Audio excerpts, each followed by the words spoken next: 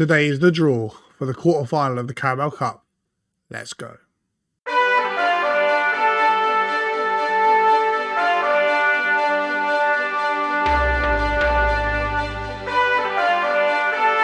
Dele Alli, here's Lucas Moura. Oh, they've done it!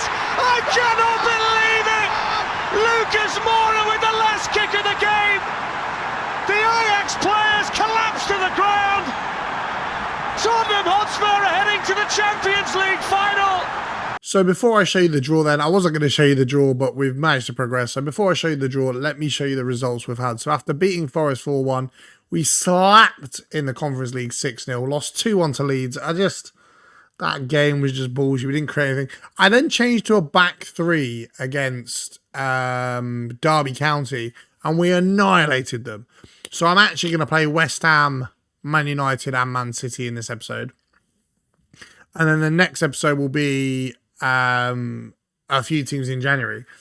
But before that, we are into the Carabao Cup quarterfinal. Now, I don't know who's left, right? Is that going to... Chelsea, Man United, and Arsenal to avoid. Okay, that's fine. And then there's 2 Premier League and 2 other championship clubs. Let's start the draw on a 3-time speed. We'll do it properly. So, 8 teams left to draw. We just want to be a home tie or a championship side would be fantastic. If this can be us, that'd be fucking amazing. Right, Sheffield United, Fulham or Palace, please. Sheffield United, Fulham or... I need Arsenal, Man United to play each other. Tottenham are at home in the Carabao Cup quarter-final, and they will face Crystal Palace. Yes, we'll take that, lads. We'll take that. All right, 2 draws left to go. Come on. Sheffield United at that. Please be Fulham. Please be Fulham. Please be Fulham. Please, please, please, please, please be Fulham. Oh, no. Hey, to be fair, Arsenal or Man United could still go out here. So the most important thing is that we go, play Palace, do our job. Arsenal are at home to Fulham. So there's your tie then. Southampton away at home to Chelsea. Tottenham play Palace. Sheffield United at home to Man United. And Arsenal at home to Fulham. Getting a bit interesting now. It's getting a bit interesting now. I'm going to play the West Ham game because why not? And I want to see how the back three does against them. Then we'll play Man United. And then whether we play City or not depends on a couple of things. Harry Kane wins Player of the Month. 4 goals, 2 assists in 3 appearances. Absolutely sensational, by the way, for him. And Dane Scarlett wins Young Player of the Month, which we'd like to see. I hate the fact I had to loan him to West Ham, but they're playing him and he's playing well, so that's the most important thing. West Ham are above us in the table, 2 points ahead of us. We've won 5, drawn 2, and lost 3 this season. Losing to Liverpool, you understand, and then narrowly away to Arsenal and away to Leeds as well is not the worst thing in the world. We've just got to build up some momentum. We're 10 points off top, so odds of us winning the league this year are slim. But if we can get the Conference League this year and qualify for Europa League for next year, then this squad, the only problem I've got is all this squad said they would leave if we didn't qualify for the Champions League. Kane, Son, and Romero. So maybe top 4 is a must this season. Shit, McAllister's... he should be all right. But we'll see what happens. We'll see what happens. A big 3 points here. Do you know what? I'm not even sure why I've moved to a back 3. I just think it gives a bit more support for the fullbacks. Gives a bit more support for the roaming playmaker. And look at this, man. We've got options in midfield. We've got options up front. Harry Kane, come on! Let's go. Fuck you, West Ham. Fuck you. Come on. He's one of our own. And he bags in London derbies, ladies and gentlemen. He fucking bags in London derbies. You know, Harry Kane's the highest goal scorer in a North London derby. And he's bagged in this derby against West Ham. 3 centre-backs and a defensive midfielder back here. We should have more than enough quality. So Lobazai, that would be a good signing for West Ham if they were to sign him in real life. Not necessarily under David Moyes, but as a club in general. Emi Martinez with a save and Scamaca gets the rebound. We're just in a bit of a rut at the moment, and it's frustrating, to be honest. We're dominating possession, dominating chances, and an unlucky attempt of a save. Leicester are down to Man City 1-0. Florian Thauvin, former Newcastle player. Before half-time, could we sneak ahead again? Kone, back to John Stones. So it hasn't really got options here. It tries to play it into McAllister, but no real luck whatsoever. Skamaka's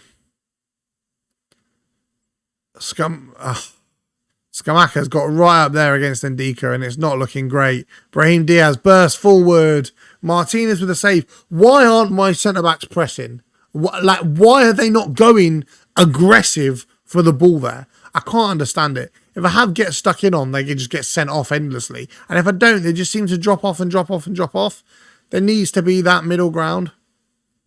Half time, and it's 0-0. I'm going to bring 1-1, sorry. I'm going to bring on Kulusevski in that Mazzala. I know he doesn't play it that well, but yeah, I think that's what I want to do. Just gotta create that clear-cut opportunity in this second half. It's just highlight after highlight for West Ham, and it's another goal. I can't be fucking bothered, man. I cannot be fucking bothered with this shit club. Ball in. John Stones with a header. Romero knocks it down. Kulusevski, come on! Come on! We've not fucking deserved that at all. We've not fucking deserved that at all. Right. I'm going to go a bit Brexit here. I can't believe I'm going like this against fucking West Ham, but at this point, every point is important. And yeah, we've just got to do something, man. We just got to do something. I've got to look at a change of system because, okay, we've dominated possession, but we've created fuck all, and it's starting to get on my nerves. Another 2 points dropped, in my opinion. West Ham are not good at all, and we've failed to capitalise on what I feel is an easy opportunity. Up next is Manchester United. I'll catch you there, man. We're going to need a miracle. After barely scraping by against West Ham, I'm going for a 4-4-2 against Manchester United. To be honest with you, I'm not feeling confident at all, right? I'm just trying to go back to some base level of tactics. I think I might just go back to the 4-1-4-1 and just kind of revisit it a little bit and just see what I can work on, because we just can't seem to have any sort of consistency. Harry Kane plays so much better with a partner up top, but I haven't had a two-striker formation this year. So it's hard to build something from scratch halfway through a season that's completely different to what you've played before. And yeah, so that's kind of why I've gone with the 4-4-2. Just give two strikers up front, a baseline of midfield, and then I'll just go from there and see what works, see what doesn't. If we get absolutely trampled by Man United, then, you know, obviously we need to look at something else.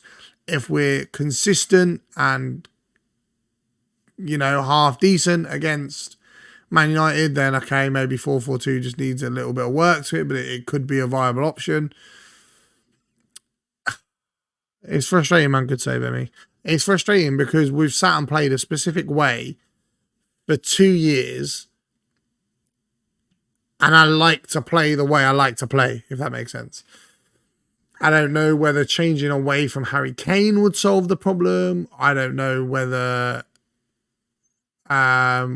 just, I don't know. I honestly don't know what to do. So at the moment, we're going to rock the 4-4-2. We're going to see how it goes, and we're going to hope to God we can at least take a point at home to Man United, get City out the way, and then I'm just going to plough through some games and see what I can do.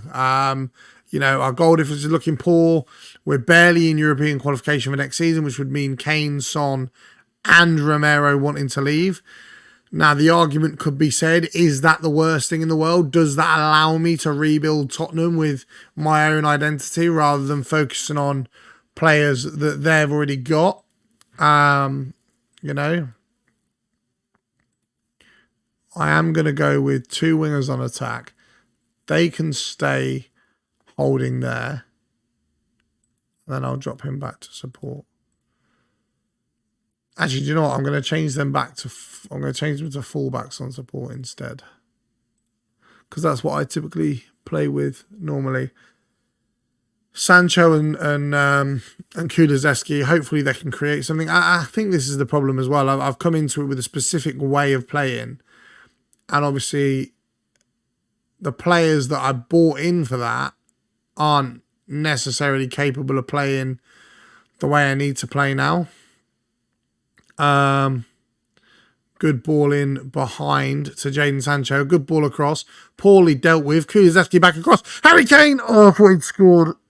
Oh, I was so certain he'd scored.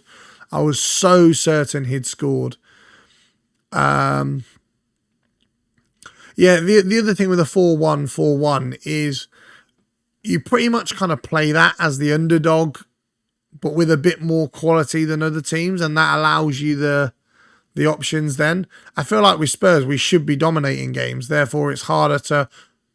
If he didn't pass that and then he missed, I was going to be fuming. Heung-min Son, 1-0. Let's fucking go. But yeah, the one thing I definitely can say is Heung-min Son is not the strike partner for Harry Kane. And unfortunately, I don't have any other options at the moment. Kulusevski! Come on! It's that ginger from Sweden again. Off the left-hand side. Fantastic. Yeah, so I think we've just got to look at our options for the start of the season, or for January potentially, and look at who we would want to move on to generate the funds to bring in a striker that can partner Kane effectively. Who that partner is going to be, I just don't know. Ultimately, it needs to be someone tall. It needs to be someone quick. Not necessarily tall, but it needs to be someone quick. Someone with the ability to hold up the ball 7 out of 10 times, I would say. Obviously, Kane is the majority player who holds up the ball, but you need someone who can do it, in that interim. Son, playing Kulusevski, please. Thank you. It took about half an hour too late to pass, but Kulusevski with a good ball through. Kone's forward, cuts it across the box. Dalot can clear. McAllister, edge of the box. Nah, man, go across the keeper into the far side. McAllister can't get it into Sancho. Picks it up again this time. Plays the ball into Son. Varane's there. Kone, Kulusevski. Into Harry Kane. Can he make it 3? It's 3-0. And I know United have got 10 men, but we really have played well in this game. We really have played well. Good game, 3 points. Man City up next. Can we beat the two teams of Manchester? I fucking well hope so. So I'm actually not going to show the City game. I've changed my mind. I'm going to show the game against Leicester instead, and I'll tell you why. I've just played a Conference League game. We won 11-0. Son scored 7 and got 3 assists, and his conversion rate was still quite bad, which is mental. So after Man United, we drew 0-0 to Fulham, pretty dead game, and then we've just won 11-0. I'm going to play Leicester in this episode. I'm not going to worry about playing City in a separate episode because I want to see if the tactic I'm playing that's just thumped 11-0 will play just as good as Leicester at home. This is what we're playing. We actually changed in-game to this. This is what I'm playing. This is what I'm going to go with against Leicester. Yeah, do you know what? I'm gonna drop Pedro Porro. I'm going to keep him on the bench as well. This is what we're going to play against Leicester. Let's get into the game. Let's see what happens. No changes from that lineup that I showed you after the Conference League game then. Leicester at home. They're 2 points ahead of us. It could be a huge win if we can get it. I understand it was the Conference League, but I'm expecting some kind of familiarity with the patterns of play in this game as what we had in that game. Because you can't go from winning 11-0 to, putting in an average performance in the league. So as long as there's some kind of similarity between how we play, Kone all the way. Oh, unlucky. As long as there's some sort of similarity in terms of the possession, the chances created, the quality of chances created, then I'm not going to be too pissed, and then we can work from it from there. I didn't really want to play in narrow formation, to be honest, but if that's what's going to work with the squad we've got, and I played around with Kane in that shadow striker role as well. I think his passing ability and his lack of pace makes that role better suited for him, because he's making the runs as the strikers are laying the balls off, back towards the edge of the box, as opposed to being the one that has to get the ball and then run through the entire team. Whether this then means that Richarlison plays a huge part in the second half of the season, I don't know. It just depends on consistency. Like I say, you can't get a good result with it 1 minute and then change it the next. But also, the performances in this system have to be consistent for me to be willing to make financial and signing changes to benefit the system, only for the system then not to work long term. Now, in terms of the midfield, we've got the players for that. It's more just that second striker. Is Richie going to be the one? I don't know. That's absolutely atrocious from Martinez.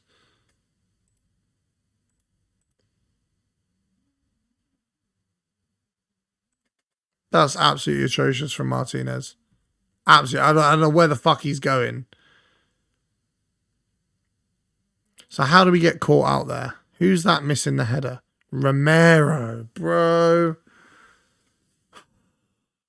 Just simple mistakes like that, man, that I can't understand why the players are making it. Richarlison is tragic on this game. I think he actually managed to score in that Conference League game that we won 11-0, but the midfield is definitely not the problem. Kane and Son, the link up with those two in the attack was definitely not the problem. It's that other striker role. Please see what I mean, man. See what I mean. If that's Kane or Son hitting that Richarlison chance, that's 1-1.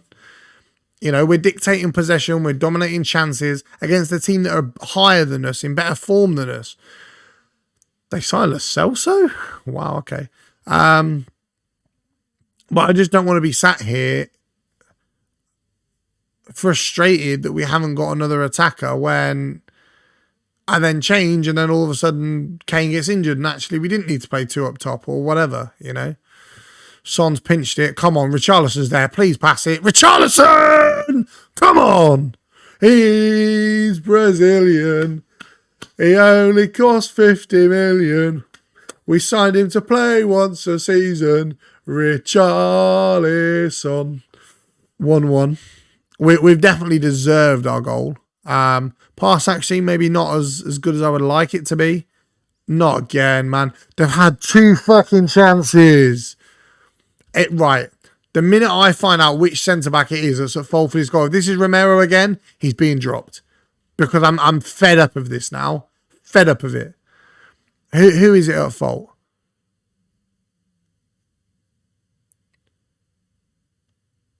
It's Romero again. He's gone. He's gone. Get off the fucking pitch, you coward. If you can't be bothered to fucking defend properly, get off. Get off. Get right off. I'm not having that at all. He was at fault for both goals. It's pathetic. Absolutely pathetic. Absolutely pathetic. You just can't do that. Just can't do that whatsoever. Good ball out wide by Kane. Come on, play that pass. You know you want to. Creep it in beyond that centre-back. Why don't they cross as much, man? McAllister! Oh, you know, we've dominated this game. We've deserved Harry Kane. What a ball from Son. Harry Kane, 1-1, 2-2 rather. Come on! 25th goal this season.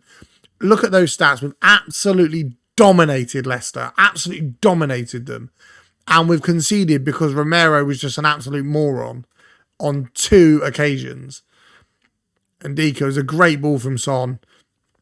I'm not saying centre-backs have to be perfect, right? But you cannot be worth as much as Romero's worth making those mistakes.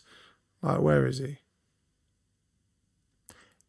He's a team leader valued at 70 million in his prime years, and he's sitting there making stupid mistakes against a mid-table quality Leicester side. It's not acceptable at all. Is that a pen? Oh, I thought he'd given it. There were so many players clustered in there, I thought it might have been a foul. Probably should have done it at half-time, actually. I'm going to move Kane further forward, take Richarlison off and put Kulusevski in that 10 role. Good ball, McAllister. Heung-min Son! Come on! Nice one, Sonny. Nice one, Son. Nice one, Sonny. Let's have another one. See, Son is so good at that. So good at that. 2 changes, and we are back in business. Come on, lads. 3-2 up now. Dominated this game. If not for better defending, we'd be fucking 3-0 up rather than 3-2 up. But we take it. John Stones into midfield. Kane, Kone, McAllister with a perfect first-time pass. And Son puts it into the corner. City are losing 1-0 anyway. We're now up into top 4 after 14 games. Pressured a little bit. Enzo Fernandez into Harry Kane. Back to Porro. Porro not quite back to Kane. Trippier's lost the ball out to Harry Kane. Former and current Spurs players. Enzo Fernandez is giving the ball away. Daka can attack now with Simeone. It looks like Porro's pretty much got his number there. Maybe not.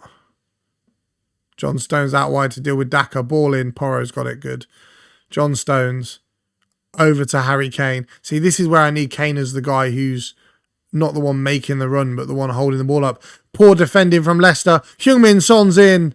And it's Chris Metham to clear up after his initial mistake between him and Castagna. John Stones looking forward again. Is that going to be full time?